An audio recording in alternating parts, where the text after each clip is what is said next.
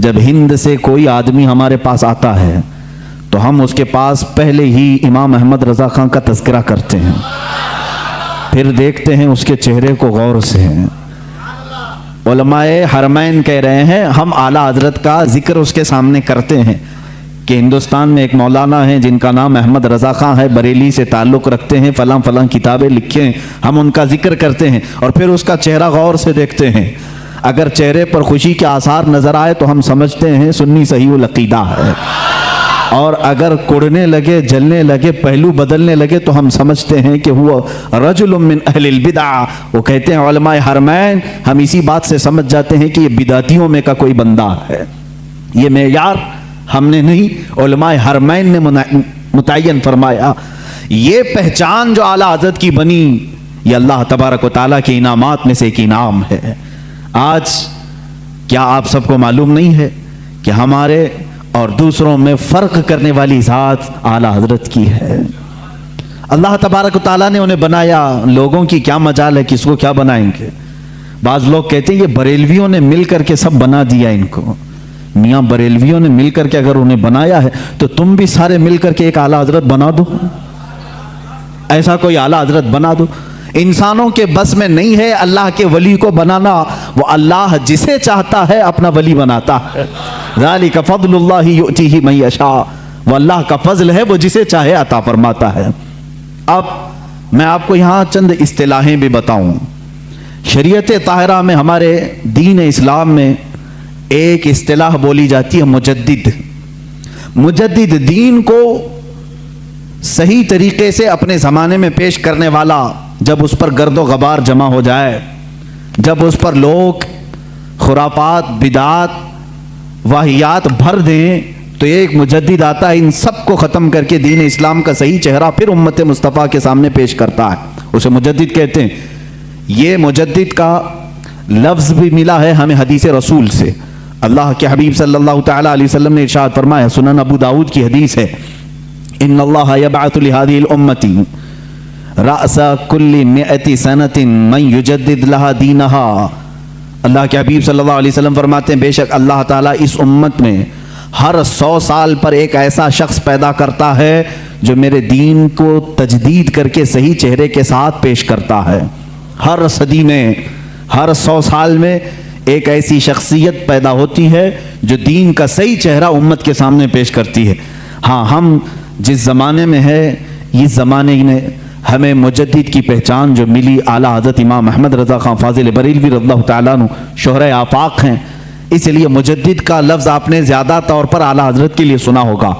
اور اس سے قبل تقریباً 13 صدیوں تک مجدد آتے رہے۔ پہلی صدی کے مجدد حضرت سیدنا عمر ابن عبدالعزیز رضی اللہ تعالیٰ عنہ کو لوگوں نے فرمایا ہے، محدثین اور فقہاء نے فرمایا ہے وہ پہلی صدی کے مجدد تھے۔ دوسری صدی کے مجدد میں امام شافعی رحمۃ اللہ تعالیٰ علیہ کا نام پاک آتا ہے۔ اسی طرح کئی علماء ہیں، اس میں مجددین کی فہرست ایک طویل ہے۔ ایک زمانے میں کئی مجدد بھی ہو سکتے ہیں، ضروری نہیں کہ پوری دنیا میں ایک ہی ہوگا۔ تیسری صدی میں دوسرے مجدد آئے، چوتھی میں الگ آئے، پانچویں میں الگ آئے۔ امام غزالی رحمۃ اللہ تعالیٰ علیہ یہ بھی مجددین میں ہیں۔ اور اسی طرح سے 1000 سال کے بعد ہندوستان میں ایک مجدد آئے جن کو مجدد احمد فاروقی سرہندی، مجدد الف ثانی کہا جاتا ہے، جنہوں نے اکبر کا لایا ہوا دین الہی ختم کیا اور دین مصطفیٰ کی پھر سے نشو و نما کی۔ وہ مجدد الف ثانی امام ربانی جن کا لقب ہے وہ احمد فاروقی سرہندی۔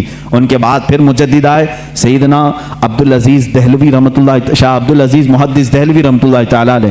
14ویں صدی کے حالات میں تھوڑے سے آپ کے سامنے بتا دوں۔ یہ 13 صدی کے جو مجدد آئے، انہوں نے اپنے اپنے زمانے میں تجدیدی کارنامے فرمائے۔ ان کے زمانے میں جو چیلنجز تھے ان کا مقابلہ انہوں نے کیا۔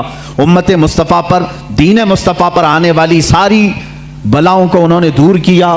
جس انداز سے بھی طوفان کھڑے ہوتے، مجدد اپنے ذات کے ساتھ، اپنے قلم کے ساتھ، اپنی زبان کے ساتھ جہاد کرتا اور شریعت طاہرہ کا دفاع کرتا۔ 14ویں صدی کے حالات ایسے تھے میرے عزیزوں۔ ہندوستان کے حالات میں اگر آپ کو بتاؤں، یہاں کے پس منظر کو آپ کو پہلے سمجھنا ہوگا، پھر اعلیٰ حضرت کی ذات آپ کو سمجھ میں آئے گی۔ اللہ کے حبیب صلی اللہ تعالیٰ علیہ وسلم کے وارث اور حضور اکرم صلی اللہ علیہ وسلم کے نائب یا علماء امت نے کس طرح کی قربانیاں دی۔ ہندوستان کے حالات ایسے تھے، ایسٹ انڈیا کمپنی کے نام سے انگریز اپنے قدم جما رہے تھے، اور انگریز جب یہاں پر پھیلنا شروع ہوئے، پہلے انہوں نے بنگال کو اپنے قابو میں کیا، پھر اس کے بعد گوا میں، ادھر ادھر علاقوں میں اپنی کمپنی کے نام سے شروع کیا، بمبئی کو قبضے میں لیا۔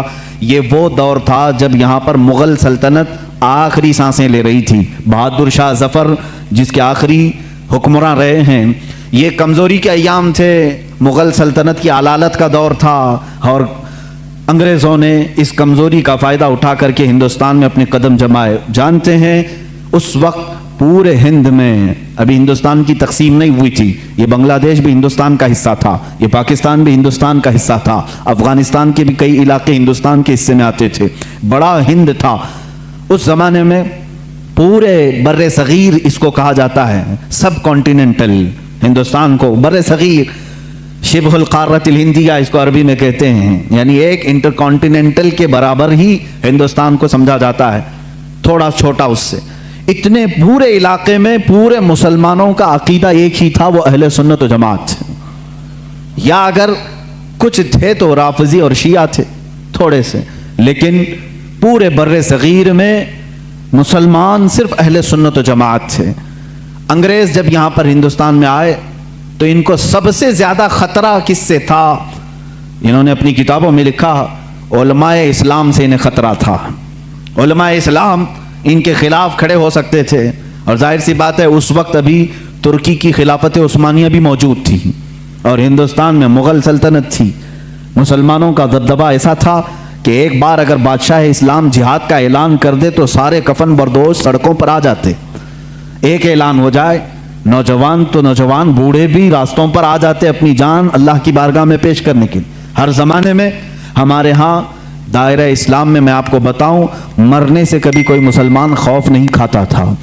اسی لیے 1947 کی جو آزادی کی جنگ ہے، اس میں آپ دیکھیں گے تاریخ اگرچہ آپ کو بتائی نہیں جاتی، 1 لاکھ سے زیادہ مسلمانوں کی بھی موت اس میں ہوئی، شہادت ہوئی ہے، اور تقریباً 1857 سے اگر میں گناؤں 30,000 صرف علماء اہل سنت ایسے ہیں جن کو درختوں پر پھانسی پر لٹکایا تھا انگریزوں نے۔ یہ ہماری قربانیاں ہیں، اور انگریز یہ اچھی طرح سے جانتا ہے، جس کو اقبال نے کہا، یہ فاقہ کش موت سے ڈرتا نہیں ذرا، روح محمدی اس کے بدن سے نکال دو، عرب کو دے کر کے عجم کے تخیلات، اسلام کو حجاز و یمن سے نکال دو۔ انگریز یہی سوچتا ہے کہ یہ فاقہ کش موت سے ڈرتا نہیں، اس کے جسم سے روح محمدی نکال دو، عشق مصطفیٰ نکال دو۔ اس زمانے میں انگریزوں نے جب یہ دیکھا کہ یہاں ان کی یونٹی اور ان کے اتحاد سے ہمارے لیے خطرہ ہے، تو ظاہر سی بات ہے ہر زمانے میں منافقین کو خریدنے کی کوشش کی جاتی رہی ہے، ہر زمانے میں۔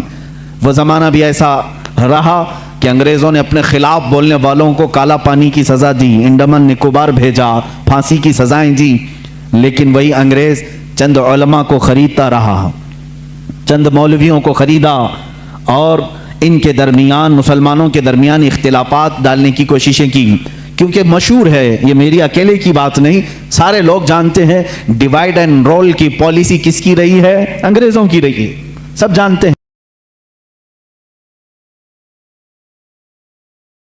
ہاں بالکل، مجھے اس بات سے خوف نہیں ہے، ڈیوائڈ اینڈ رول کی پالیسی انہی کی لائی ہوئی تھی، تفرقہ پیدا کرو، ٹکڑے کرو، اور اس کے بعد حکومت کرتے رہو، اختلافات ڈالو۔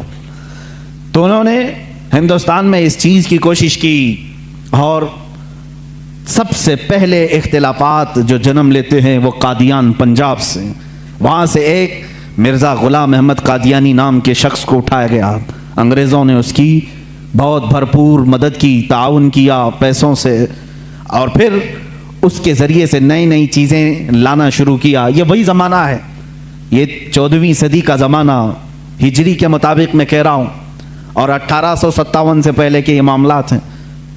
مرزا غلام احمد قادیانی کھڑا ہوا اور نئی نئی باتیں دین میں لایا، لیکن انگریزوں نے اسے ایک غلطی یہ کروا دی کہ اس کو نبی بھی بنا دیا۔ اس نے اعلان کر دیا کہ میں محمد صلی اللہ علیہ وسلم کے بعد دوسرا نبی ہوں، میرا نام احمد ہے، مجھ پر وحی آتی ہے، انگلش میں فرشتے وحی لے کر کے آتے ہیں۔ یہ غلام احمد قادیانی کی پھکائی شروع ہوئی۔ ظاہر سی بات ہے امت مصطفیٰ اس وقت بیدار تھی، تقریباً ساری امت نے بال اتفاق اس کو ریجیکٹ کیا اور اس کو کہا کہ یہ اس امت کا دجال ہے، اس کو خارج اسلام مانا۔ اور آج بھی پاکستان میں بھی قادیانیوں کو مائنورٹی میں رکھا گیا ہے، مسلمانوں میں نہیں، وہاں پر نہیں ہے۔ اس کا رونا یہ پوری دنیا میں روتے ہیں۔ ان کا تعلق ہی نہیں ہے اسلام سے، کیونکہ ہماری بیس اور ہماری جڑ ہے ختم نبوت کو دل و جان سے ماننا۔ رسول کریم صلی اللہ تعالیٰ علیہ وسلم کے بعد کوئی دوسرا نبی نہیں آ سکتا۔ غلام احمد قادیانی نے یہ خلفشار مچایا ہندوستان میں۔ ظاہر سی بات ہے، عوام تو عوام ہے، کل انعام ہے، یعنی بھیڑوں کی طرح۔ ہوتا یہ ہے کہ اگر آج بھی شیطان بھی کھڑا ہو جائے تو اس کے چند مرید تو ہو ہی جاتے ہیں، ہو ہی جاتے ہیں۔ دیکھتے نہیں آپ کیسے کیسے باباؤں کے مرید ہوتے ہیں؟ ارے ان کی بیویوں کو یہ ورغلا کر کے اپنی بیوی بنا لیتے ہیں، تب بھی یہ مرید ہی بنا ہوا ہے۔ یہ ہوس کے پجاری، ایسے بھی حالات ہمارے سامنے موجود ہیں۔ حرام کاریاں کھلے عام دیکھتے ہیں، پھر بھی اس کے مرید ہیں۔ اسی لیے میں کہتا ہوں یہ تو الگ بات ہے، شیطان اگر کھڑا ہو کر کے کہہ بھی دے کہ میں شیطان ہوں، تب بھی تھوڑے مرید اس کے ہو ہی جائیں گے، کچھ تو بھلا کر دے گا یہ، معاذ اللہ رب العالمین۔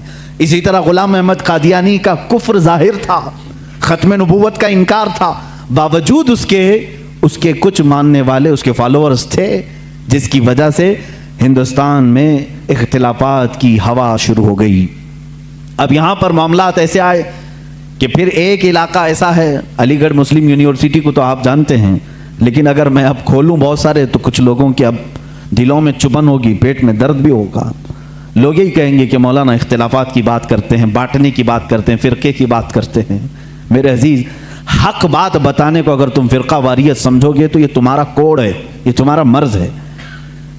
اگر کوئی یہ بتا دے کہ یہ شکر ہے، یہ گوبر ہے، تو تم کیا کہو گے؟ یہ فرقہ پیدا کر رہا ہے۔ فرقہ نہیں میرے عزیز، تجھے بتا رہا ہوں حلال کیا ہے، حرام کیا ہے۔ میٹھا کھا لے اور غلاظت چھوڑ دے، اسی لیے تو علماء بتاتے ہیں۔ کیا ہمارا ذاتی کوئی جھگڑا ہے کسی سے؟ کوئی ہماری پراپرٹی پر آ کر بیٹھا ہوا ہے؟ کوئی میرے کپڑے چھینا ہوا ہے؟ کچھ نہیں ہے میرے عزیز ہو۔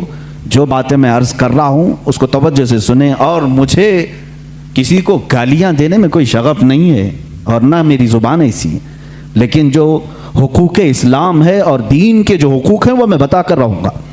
ایک طرف غلام احمد قادیانی کی خرافات، دوسری طرف سر سید احمد خان، اس نے ایک نئے فرقے کی بنیاد رکھی، نیچریت۔